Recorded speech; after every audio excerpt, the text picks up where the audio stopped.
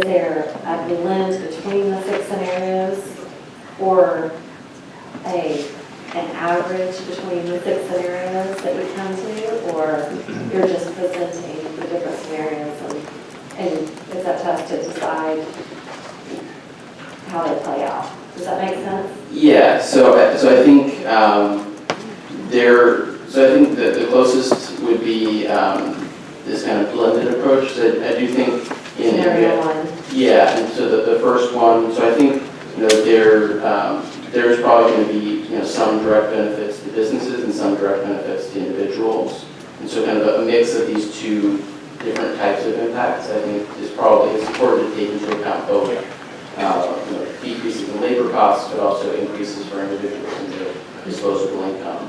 Now the 6 scenarios have these 3 scenarios that have expenditure cuts and 3 that don't. And so I think those, we probably don't want to average across all 6. But in looking at the 3 that have expenditure cuts and the 3 that don't, we want to look at, what would be the impact in one type of scenario versus the other, and here's the range.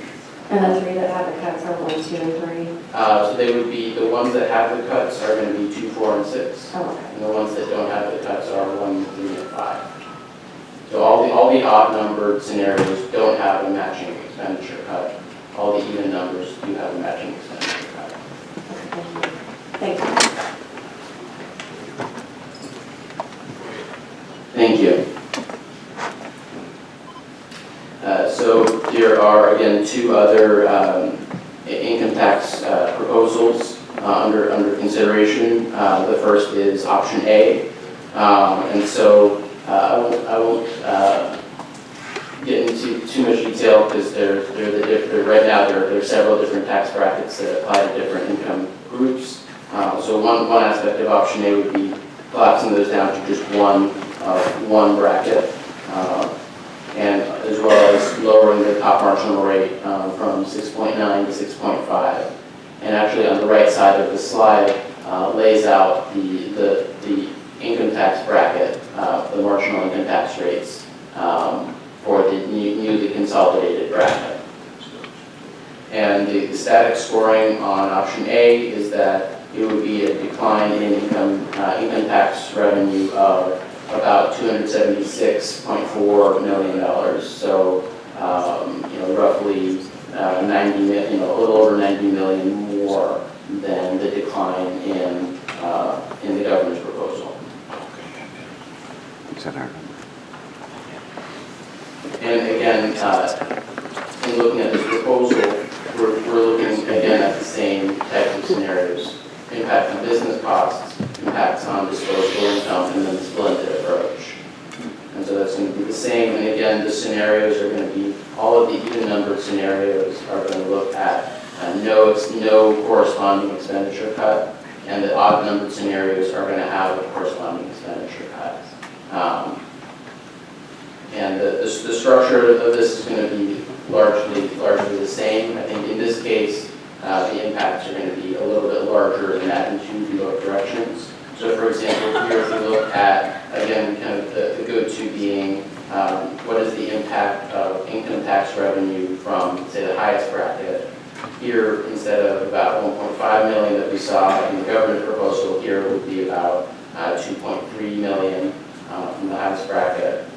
And that's in general because we see larger impacts. So we see a larger influx of population. That's going to be because on average there's going to be a larger increase in disposable income, a larger increase in after-tax pay.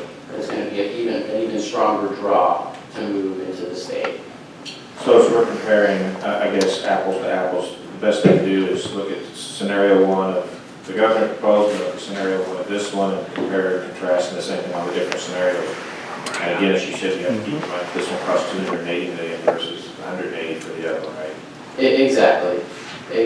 And what you'll see is in the last few lines in the government revenue and government expenditure impacts, you can see that's where you can kind of get the scaling for this. So there are going to be bigger economic impacts, but there's also going to be a larger fiscal cost.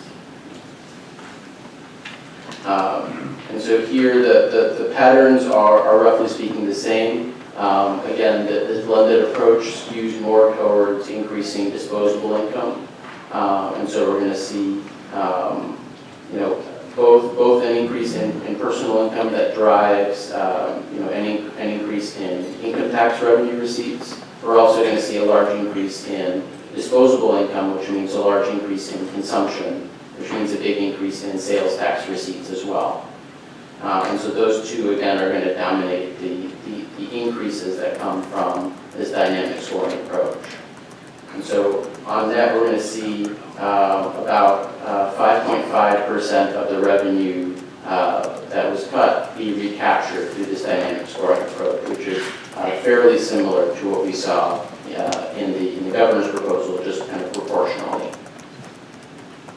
And we're going to see, again, kind of a proportionately somewhat larger increase in government expenditures that comes from the increase in population and the size of the growth in the state economy.